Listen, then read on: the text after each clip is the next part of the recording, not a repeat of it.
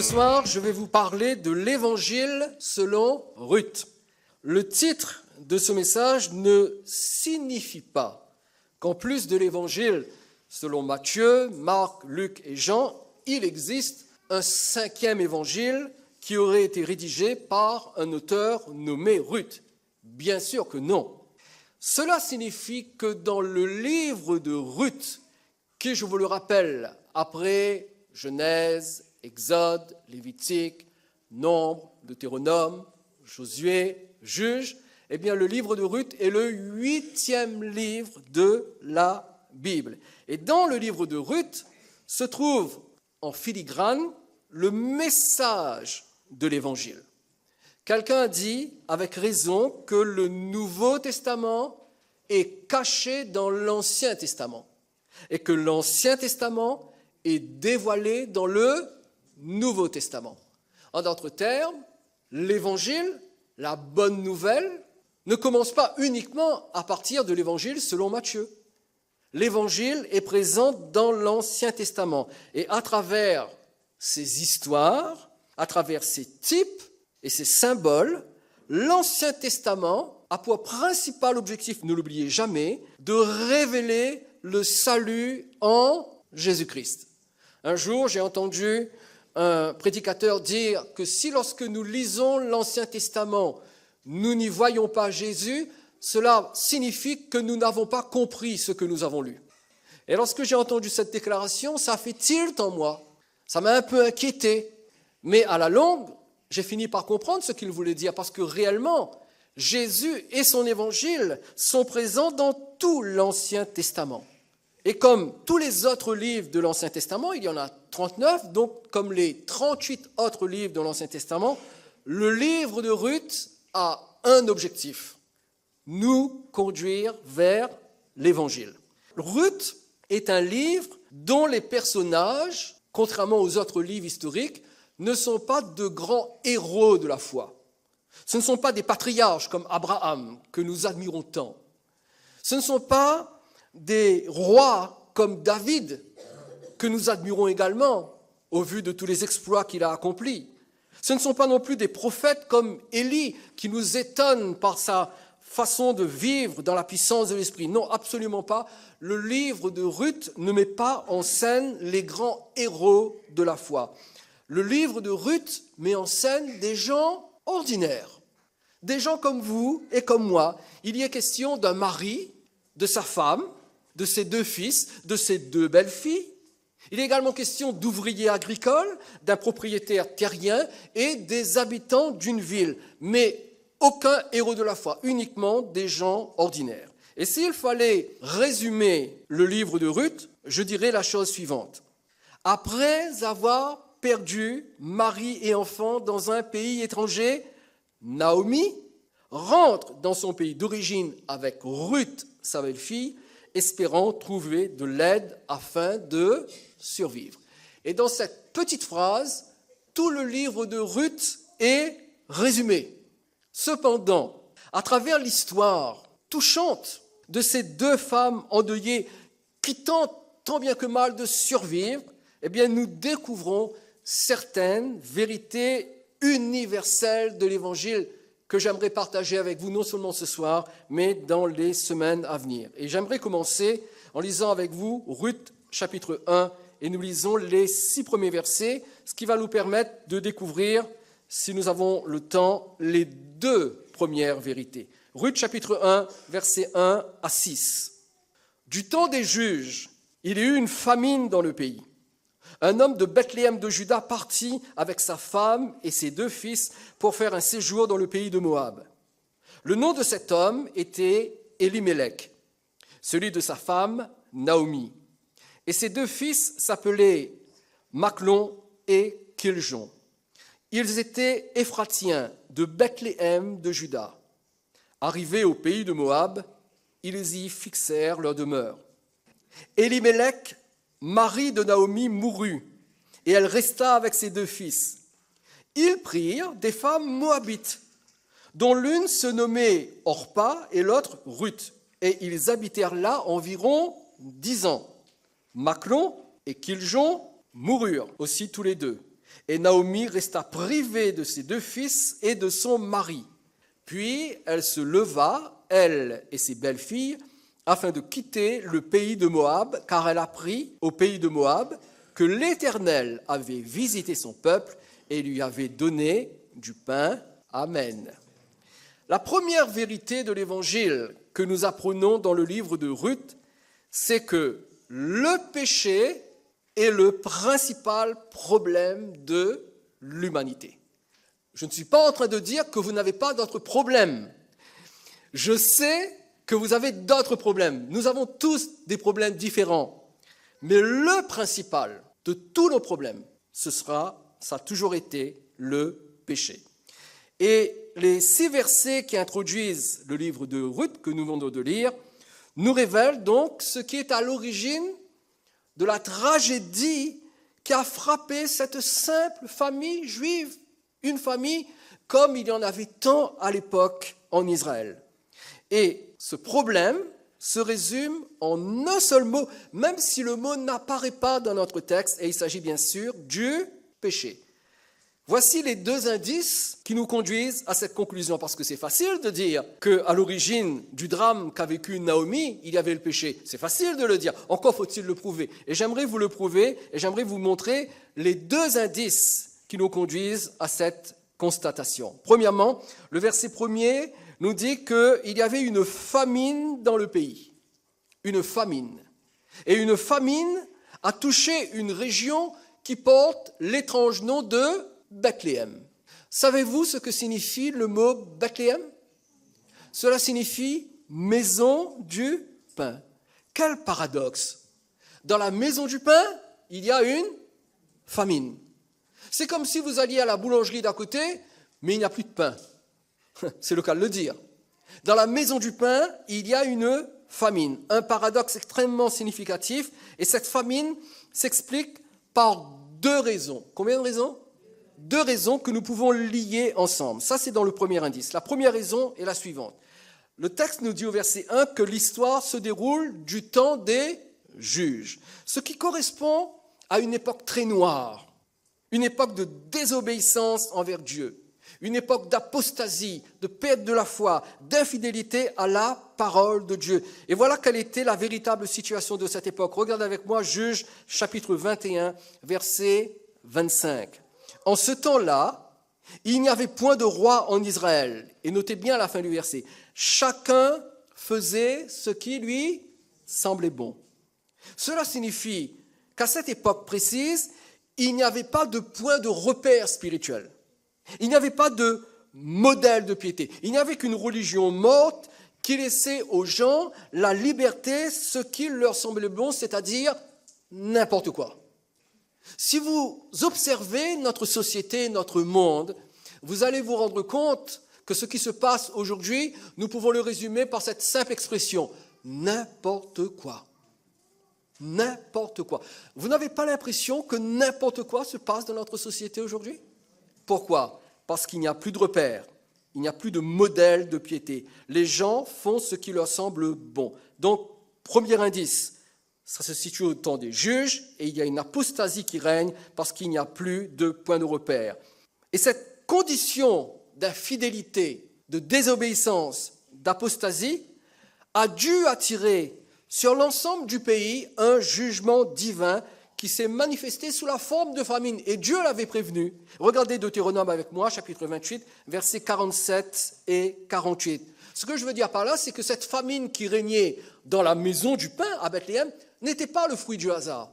Cela était dû à l'apostasie qui régnait. Le texte nous dit, pour n'avoir pas au milieu de l'abondance de toutes choses, servi l'Éternel ton Dieu avec joie et de bon cœur, tu serviras au milieu de la faim, de la soif, de la nudité et de la disette de toutes choses, tes ennemis que l'Éternel enverra contre toi.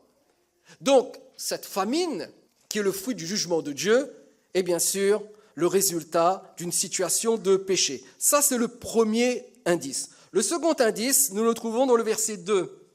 Face à la famine, qu'a fait Elimelech? Il a eu un réflexe légitime. chaque chef de famille ici présent ferait la même chose que lui. Il a essayé de trouver un endroit où il pouvait avoir à manger. Et son idée a été de partir vers le pays de Moab. Moab. Et Moab est donc cette région qu'a choisi toute la famille pour s'y installer et pour fuir la famine qui sévissait à Bethléem. Or, Moab était un pays ennemi d'Israël. Un ennemi qui avait longtemps opprimé Israël. Juge, chapitre 3, verset 14 déclare « Et les enfants d'Israël furent asservis 18 ans à Églon, roi de Moab. » En d'autres termes, Élimélec prend toute sa petite famille et ils vont vivre dans un pays ennemi d'Israël. Qui plus est, Moïse avait dit que les Moabites, donc les habitants de Moab, étaient exclus de la communion avec Dieu. Ce qui indique que Moab n'entretenait pas une relation de salut avec Dieu comme pouvaient le faire les Israélites. Regardez Néhémie chapitre 13, verset 1er. Néhémie 13, 1. Dans ce temps, on lut en présence du peuple dans le livre de Moïse, et l'on y trouva écrit que l'Ammonite et le Moabite, donc celui qui habite le pays de Moab, ne devrait jamais entrer dans l'assemblée de Dieu. En d'autres mots, en amenant sa famille dans le pays de Moab, pays ennemi d'Israël, pays dont les habitants n'avaient pas le droit d'entrer dans la présence de Dieu, eh bien, Élimélec faisait un choix qui déplaisait à Dieu. Et lorsqu'on choisit quelque chose qui déplaît à Dieu, cela porte un nom dans la Bible, le péché. Le péché. En devenant un réfugié au sein d'une nation rejetée par Dieu, Élimélec s'excluait lui-même de la faveur de Dieu, parce qu'il acceptait un compromis que Dieu ne pouvait pas tolérer. Et comme résultat de cette désobéissance, la mort a frappé non seulement Élimélec, le chef de famille, qui plus est, son nom signifie « Dieu est mon roi ». Élimélec signifie « Dieu est mon roi », mais voilà que dans son attitude, il démontre que ce n'est pas Dieu qui dirige sa vie, que ce n'est pas Dieu qui commande sa vie, c'est lui qui prend la décision de faire quelque chose qui déplaît à Dieu. Non seulement Élimélec meurt, mais ses deux fils également, Machlon et Kiljon, qui entre-temps s'étaient compromis en épousant des Moabites, deux jeunes femmes qui étaient exclues de la communion avec Dieu, et le jugement de Dieu est tombé sur eux. Ézéchiel chapitre 18, verset 4 dit « Voici, toutes les âmes sont à moi. » Est-ce que vous le savez, ça, mes chers amis? Que vos âmes appartiennent à Dieu. Vos âmes ne vous appartiennent pas. Vos âmes n'appartiennent pas à la France. Vos âmes appartiennent à Dieu. C'est Dieu qui vous l'a donnée et Dieu la réclamera un jour. L'âme du Fils comme l'âme du Père. L'une et l'autre sont à moi. L'âme qui pêche, c'est celle qui mourra. Élimélec a péché. Ses deux fils ont péché. Tous les trois sont morts. Et en raison du verdict de Dieu sur Élimélec et sur ses deux fils, eh bien, le verset 5 nous dit que sa femme Naomi resta privée de ses deux fils et de son mari. Et nous voyons donc que le veuvage de Naomi était le résultat du péché. Alors bien sûr, c'est une image de l'état général de l'humanité. Il ne s'agit pas bien sûr de pointer un doigt accusateur contre toutes les veuves, hein, vous comprenez? Ce n'est pas parce qu'une femme est veuve qu'elle a péché, non, absolument pas. Ici, il s'agit d'une leçon spirituelle. Il ne s'agit pas de la cause du veuvage de toutes les veuves. C'est juste une leçon spirituelle qui ressort de notre texte. Je vous l'ai dit tout à l'heure, je le répète. Les uns et les autres, nous avons divers problèmes. Mais le principal d'entre eux, et qui est à la base de tous les autres, c'est le péché. Qui plus est, ce problème n'est pas un problème psychologique, ce n'est même pas un problème d'ordre religieux, c'est un problème spirituel.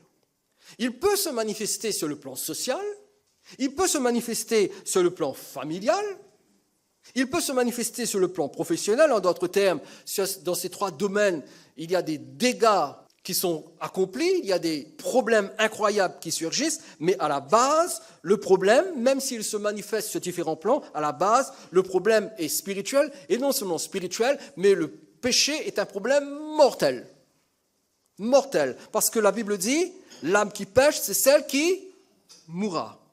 Et le message de l'évangile, rappelez-vous, nous sommes dans l'évangile selon Ruth. Et le message de l'évangile commence justement en nous révélant la réalité du péché. La première chose que l'évangile fait, c'est de nous montrer notre péché. Dans l'introduction de son épître aux Romains, Paul déclare que son but est d'enseigner plus profondément l'évangile aux croyants de la ville de Rome. Et il leur dit, je souhaite venir vous voir pour vous enseigner l'évangile. Cependant, en attendant que j'arrive, je vous écris cette petite épître de 16 chapitres quand même. Parce que je veux vous expliquer mieux ce que c'est que l'évangile, parce que l'apôtre Paul est convaincu et il connaît la puissance qu'il y a dans l'évangile. Regardez Romains chapitre 1, versets 15 et 16. Il dit ainsi, j'ai un vif désir de vous annoncer aussi l'évangile à vous qui êtes à Rome. Pourquoi ? Eh bien, parce que je n'ai point honte de l'évangile, c'est la puissance de Dieu pour le salut de quiconque croit, du juif premièrement, puis du grec. Donc, Paul commence par dire aux Romains, je vous écris cette lettre et je viendrai bientôt vous rendre visite pour vous enseigner plus profondément l'évangile, parce que l'évangile est la puissance de Dieu. Cependant, et ça c'est très étrange, très frappant, c'est que dans cette épître où Paul va présenter la puissance de l'évangile, Paul commence son enseignement en posant un diagnostic précis sur la condition de l'humanité par rapport à Dieu. Et quelle est cette condition ? Regardez avec moi Romains chapitre 1, versets 18 et 19. Et ici, Paul décrit la condition de tout homme lorsqu'il naît dans ce monde. Il dit, la colère de Dieu se révèle du ciel contre toute impiété et toute injustice des hommes qui retiennent injustement la vérité captive, car ce qu'on peut connaître de Dieu est manifeste pour eux, Dieu le leur ayant fait connaître. Vous savez, quelquefois, nous disons aux gens trop rapidement, Dieu vous aime. Mais la vérité est que Dieu est en colère contre eux. Monsieur, madame, si vous ne connaissez pas Jésus, Dieu est en colère contre vous. Ce n'est pas moi qui le dis, c'est la Bible. La colère de Dieu se révèle du ciel. Et si nous voulons être honnêtes dans notre annonce de l'Évangile, nous devons dire la vérité. La colère de Dieu est là contre l'homme qui vit dans le péché et qui refuse de se soumettre à Jésus. Dieu est en colère contre l'homme parce que l'homme connaît ce que Dieu demande de lui, mais il a pertinemment choisi de désobéir à Dieu et de se compromettre avec le péché, comme l'ont fait Élimélec et ses 2 fils. Élimélec connaissait la volonté de Dieu.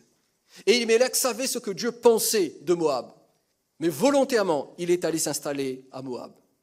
Ses 2 fils savaient exactement ce que Dieu pensait des Moabites, mais ils ont quand même épousé des Moabites. Et c'est le même schéma que nous retrouvons au début du livre de la Genèse. Souvenez-vous que lorsque la Genèse parle du péché, il n'en parle qu'à partir du chapitre 3. Mais avant le chapitre 3, qu'est-ce qu'il y a ? Eh bien, il y a le chapitre 1 et le chapitre 2. Mais ce n'est qu'à partir du chapitre 3 qu'il est question du péché. Cela implique 2 vérités importantes. Premièrement, si le péché n'apparaît qu'au chapitre 3, cela signifie que lorsque Dieu a créé l'homme, l'homme était sans péché et l'homme était parfait en sainteté, vivant dans une communion vivante, parfaite, absolue avec son Créateur, qui lui avait fait connaître sa volonté. Et quelle était cette volonté ? Genèse chapitre 2, versets 16 et 17. L'Éternel Dieu donna cet ordre à l'homme, « Tu pourras manger de tous les arbres du jardin. Tout le verger t'appartient. Mange tout ce que tu veux. Mais, verset 17, tu ne mangeras pas de l'arbre de la connaissance du bien et du mal, car le jour où tu en mangeras, tu mourras certainement. » L'homme vivait dans un jardin d'abondance. Le mot Éden signifie délice. Et l'homme, Adam, pouvait profiter de tout. Il n'y avait qu'une seule restriction. Ne pas manger le fruit de l'arbre de la connaissance du bien et du mal. Soit dit en passant, ce n'était pas un pommier. D'accord ? La tradition tend à nous faire croire que Adam a mangé la pomme interdite, d'où l'expression la pomme d'Adam. Mais ce n'était pas un pommier, c'était un autre arbre. Que pouvait bien signifier cette étrange interdiction de la part de Dieu ? Eh bien, cela voulait dire, écoutez bien ceci et notez-le, cela voulait dire que Adam devait s'abstenir de faire la différence entre le bien et le mal indépendamment de Dieu.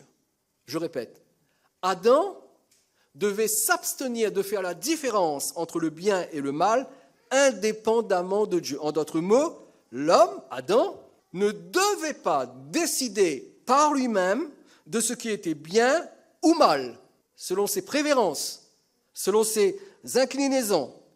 Mais Adam devait accepter ce que Dieu disait au sujet de ce qui est bien ou mal. En d'autres termes, c'est Dieu qui décide ce qui est bien et ce qui est mal. Ce n'est pas l'homme, c'est Dieu. Et l'interdiction de manger le fruit de l'arbre de la connaissance du bien et du mal voulait tout simplement dire, Adam, ce n'est pas à toi de décider ce qui est bien ou ce qui est mal. Donc tu ne manges pas de ce fruit. Tu me laisses l'autorité de le faire. Et n'est-ce pas le drame de l'homme encore aujourd'hui? Décider par lui-même de ce qui est bien ou de ce qui est mal. Vous savez, aujourd'hui, dans notre société, il y a des choses extraordinairement négatives qui se produisent, mais qui auraient fait dresser les cheveux sur la tête d'un chauve il y a 20 ans en arrière. Vous savez qu'aujourd'hui, nos enfants, dans le système scolaire qui est le nôtre, auront bientôt le droit de regarder l'appareil génital de l'un et de l'autre, alors qu'ils sont déjà en petite classe. J'ai été horrifié cette semaine de voir que dès là, je ne sais plus si c'était quelle classe, maternelle ou cours préparatoire, où une institutrice expliquait ce que veut dire être en érection. J'ai appris également qu'il est question de mettre la majorité sexuelle à 13 ans. Donc ce qui est mal devient bien et ce qui est bien devient mal. Et l'homme décide aujourd'hui de ce qui est bien ou de ce qui est mal. C'est ce qu'a fait Elimelech, mais c'est aussi ce qu'a fait Adam et Ève avant lui. C'est ce qui nous amène à la deuxième vérité. L'homme est responsable de sa condition de pécheur. Parce que c'est en toute connaissance de cause que l'homme a fait le mauvais choix. Adam aurait pu refuser la proposition de Satan, mais il a choisi quand même de désobéir à Dieu. Regardez Genèse chapitre 3, verset 17.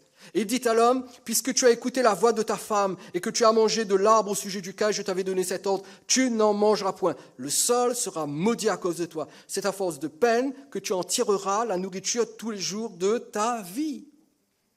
Et au lieu d'écouter la voix de Dieu, Adam a écouté la voix de sa femme, qui elle-même a écouté la voix du serpent. Et ils ont ainsi décidé par eux-mêmes de ce qui est bien et de ce qui est mal, en rejetant ce que Dieu dit. Si bien que dans Genèse chapitre 3, verset 22, l'Éternel Dieu dit, « Voici l'homme est devenu comme l'un de nous, pour la connaissance du bien et du mal. Empêchons-le maintenant d'avancer sa main, de prendre de l'arbre de vie, d'en manger et de vivre éternellement. » Et voyez-vous, dans cette mesure divine, il y a une protection. Parce que l'homme avait péché. L'homme avait hérité de la nature de la mort spirituelle. Et s'il mangeait le fruit de l'arbre de vie, l'homme aurait été pour l'éternité perdu. Alors Dieu a dit, empêchons-le d'être éternellement perdu parce que nous voulons sauver l'homme. Mais Dieu déclare quelque chose. L'homme est devenu comme l'un de nous pour la connaissance du bien et du mal. Et Dieu dit ici que l'homme a coupé les ponts avec lui en s'appropriant le moyen de déterminer par lui-même ce qui est bien ou mal. En d'autres termes, l'homme prétend être comme Dieu, donc de ne plus avoir besoin de Dieu. Je suis capable de décider ce qui est bien ou de ce qui est mal.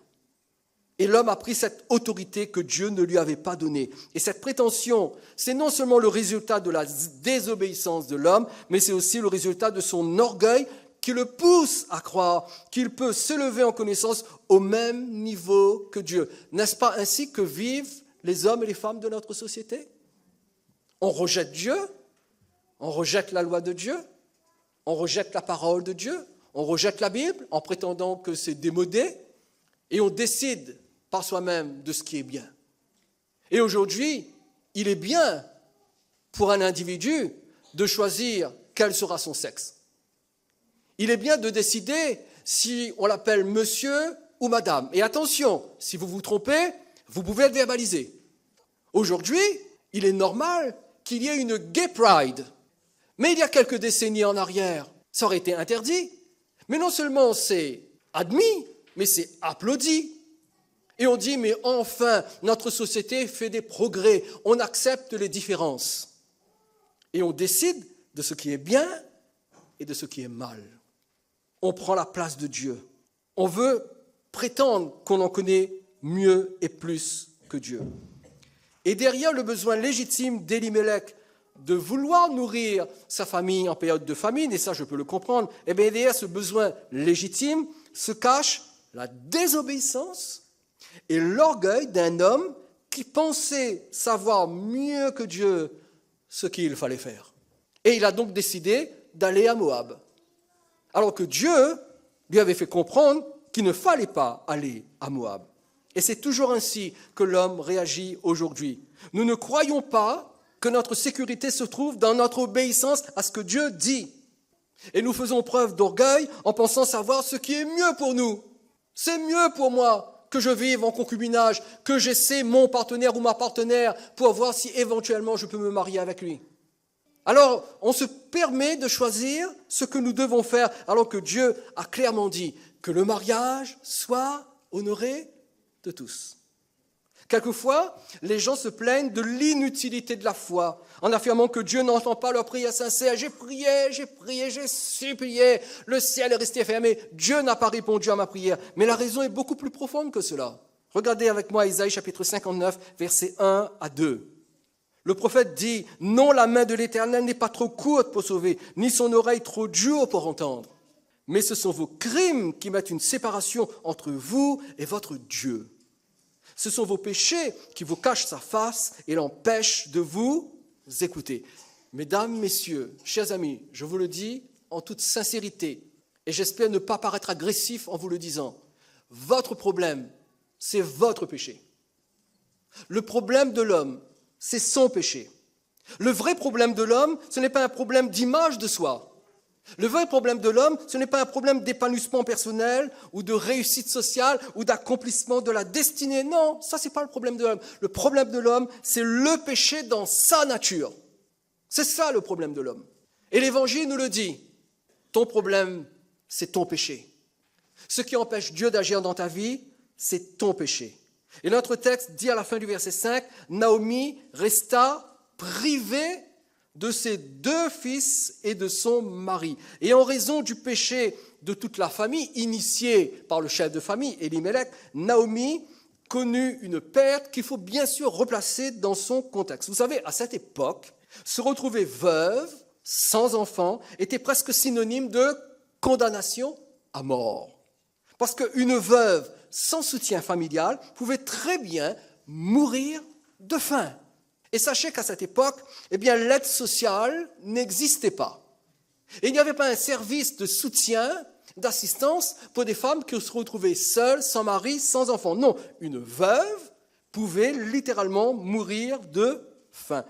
Mais l'expérience de Naomi est l'image de l'homme ou de l'humanité qui, par sa désobéissance et par son orgueil, s'est retrouvé privé du patrimoine le plus important de son existence, à savoir la communion avec Dieu.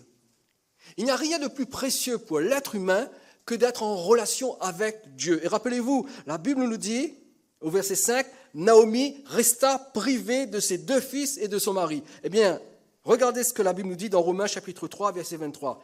Tous ont péché et sont quoi? Privés de la gloire de Dieu.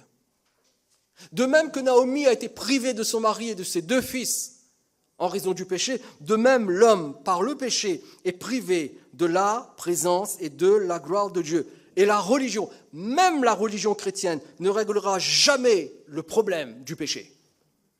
Aucun temple ni aucune église ne régleront le problème du péché. Vous aurez beau accomplir vos rituels, vous aurez beau aller dans votre église, faire vos gestes, dire vos prières, aller voir votre prêtre ou votre pasteur. Ça ne va jamais régler votre problème de péché. Et c'est ce qui nous amène à la seconde vérité de notre texte. Deuxièmement, Jésus est l'unique remède au problème du péché. Jésus est l'unique remède au problème du péché. L'Église libre accès ne va pas vous libérer du péché. Éric Babef ne va pas vous libérer du péché. Le pape ne va pas vous libérer du péché. Le seul remède au péché, c'est Jésus. Reprenez avec moi le verset 6 de notre texte. Lorsque Élimélec et les 2 fils sont morts, le verset 6 nous dit « Puis elle se leva, elle et ses belles-filles, afin de quitter le pays de Moab, car elle apprit au pays de Moab que l'Éternel avait visité son peuple et lui avait donné du pain. » Et après 10 années d'absence hors d'Israël, Naomi apprend enfin, alors que son mari et ses 2 fils sont morts, elle apprend que la famine a pris fin dans son pays. Et que fait-elle? Eh bien, elle décide d'y retourner, espérant trouver de l'aide et ne pas mourir de faim. Parce qu'à Moab, elle pourrait mourir de faim. Tout le monde savait qu'elle n'était pas moabite, qu'elle était israélienne. Raison de plus pour que personne ne s'occupe d'elle. Donc, elle décide de retourner en Israël, apprenant qu'il n'y avait plus de famine. Et ce verset nous apprend 3 choses. Combien de choses? 3 choses. Vous suivez toujours? Premièrement, de même que Naomi, le texte nous dit, apprit que la famine était terminée dans son pays. Et comment l'a-t-elle appris? Eh bien, elle a dû entendre les nouvelles qui venaient d'Israël. Eh bien, de même, la foi en vue du salut en Jésus-Christ provient de ce que l'on va entendre et apprendre.